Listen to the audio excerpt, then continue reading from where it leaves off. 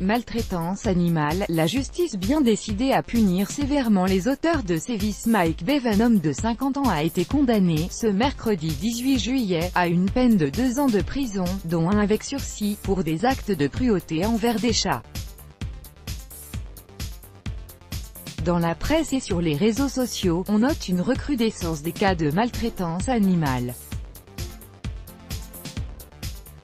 Dernier en date, un ingénieur canet a été condamné, ce mercredi 18 juillet, à une peine de 2 ans de prison, dont 1 avec sursis. La raison? L'homme de 50 ans a été reconnu coupable d'actes de cruauté sur des chats. En juin dernier, il avait déjà été condamné à 18 mois de prison dont 9 mois fermes pour des faits similaires. Étant dans la protection animale, je dirais que ce n'est jamais assez mais qu'il y a une vraie prise de conscience. Sur les réseaux sociaux, on voit de plus en plus les décisions de justice qui sont données. Même si les amendes ne sont, pour nous, pas assez élevées, on se rend compte que les jugements sont plus sévères qu'il y a 3 ou 4 ans. Si on note un tournant juridique au cours de ces dernières années, celui-ci a été possible grâce à une évolution du droit. En effet, l'article 515 à 14 du Code civil, article 2 de la loi du 16 février 2015 relative à la modernisation du droit, les animaux de compagnie sont désormais des êtres vivants doués de sensibilité.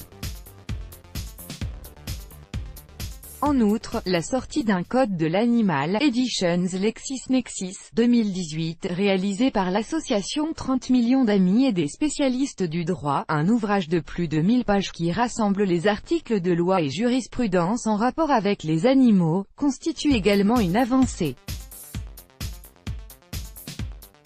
Cela a fait prendre conscience à tous les acteurs qu'il y a des lois qui existent et qu'elles peuvent être appliquées mais également qu'il y a des associations qui peuvent aider à leur application, déclare Nicolas Dumas.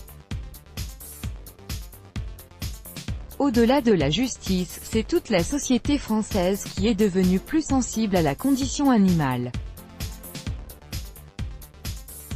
En témoigne, l'augmentation de 36% du nombre de signalements pour l'année 2017 par rapport à 2016.